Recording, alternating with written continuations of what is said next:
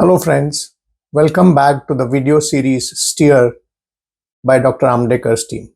I am Dr. Tushar Maniar, pediatrician from Andheri, and I'll be talking today on sleep disorders.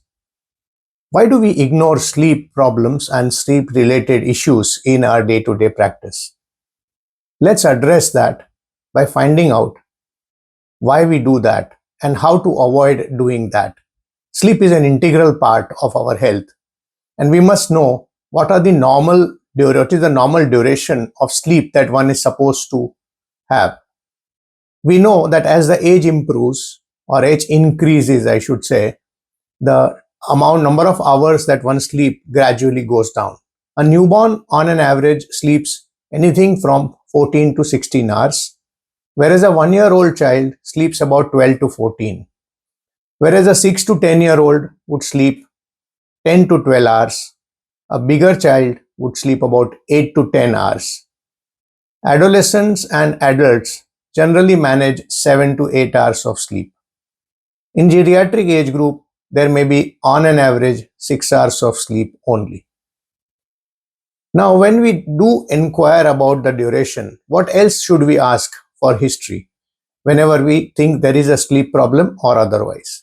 The most important thing for children is what is happening before they go to sleep.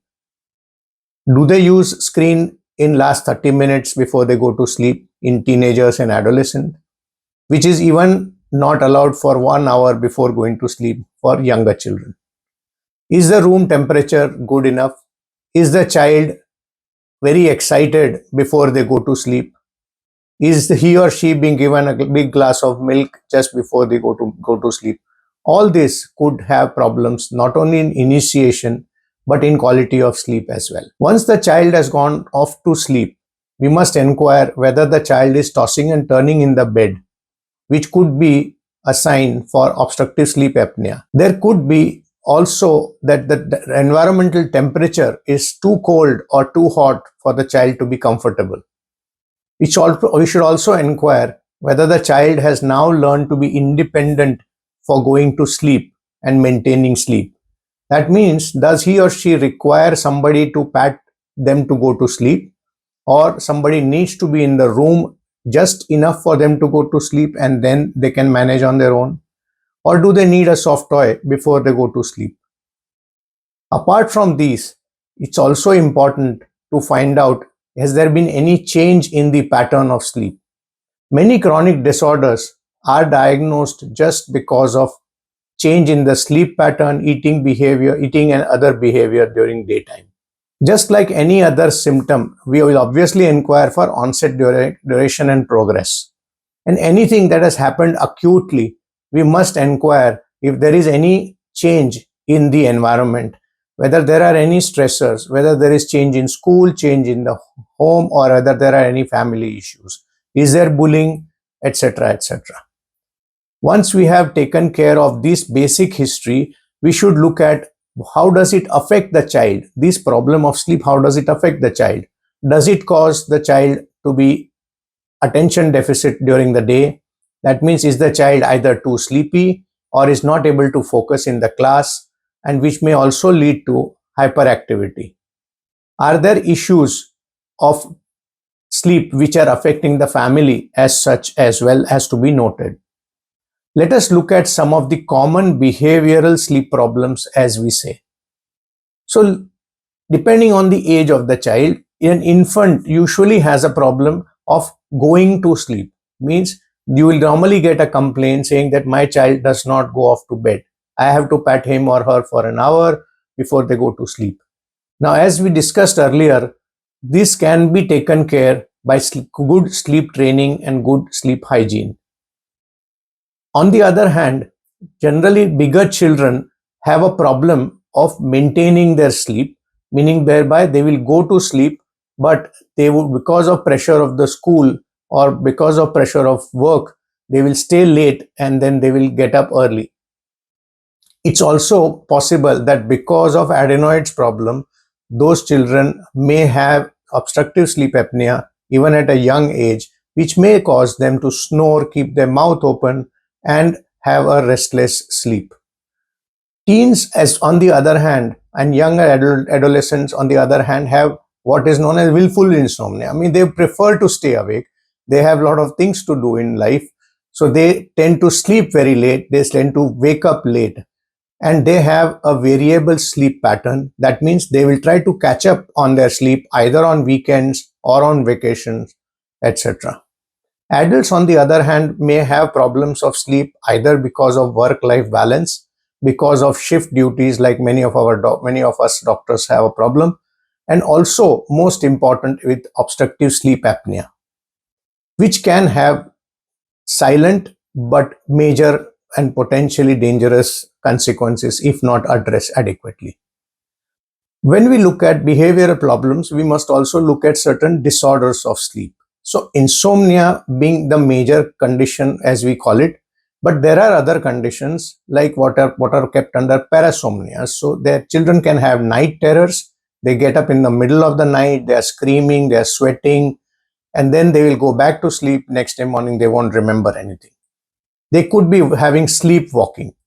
In such a case, we need to inquire clearly and advise the parents to take safety measures, including putting locks, making sure the windows are closed, etc., in order to prevent any untoward accident. We have to also remember that there are certain scary looking problems like sleep myoclonus, which are otherwise considered benign. And then there is restless leg syndrome, which can be controlled to some extent by giving iron supplements. We should also think that it's not just about not adequate sleep. There are problems of excessive sleep as well. Now, insomnia or obstructive sleep apnea or sleep apnea can eventually also cause hypersomnolence during the daytime, attention deficit during daytime, and also there are conditions like narcolepsy where there is uncontrolled sleep pattern during the day. We should also remember that there can be systemic causes for sleep disorders.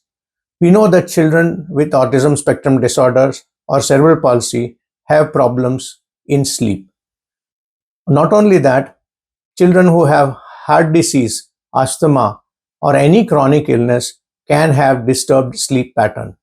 Not to forget, anxiety and depression being very important causes for sleep disturbance. So how do we approach now that we have decided to address the issue by asking or getting into the details? How do we approach?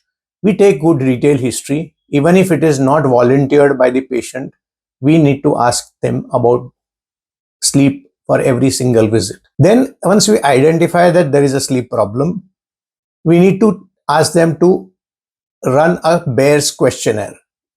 We are not going to get into details of that, but it's a simple 5-point questionnaire which you can keep in your OPD, and you can ask, and that will tell you whether there is a significant sleep problem or not. Finally, we can ask them to keep a sleep diary. According to me, that is the most important tool in order to decipher the sleep problem in anybody. If you think the sleep problem is significant and there is a potentially dangerous consequences, then we need to ask for polysomnography as well. Also, finally, you have to address their problems by teaching them good sleep hygiene. Make sure to take care of triggers. For example, if the child has been started on certain drugs or is consuming caffeine or having excessive screen time just before sleep, we need to address that. So friends, let me end today by saying that let us not ignore sleep and sleep related problems. Even if the patient or the family does not volunteer, let's make it a point to ask history of sleep issues. And if we find any problem, we'll get into the details and ask them to keep a sleep diary and come back to us. Thank you very much once again for your patient hearing. Thank you.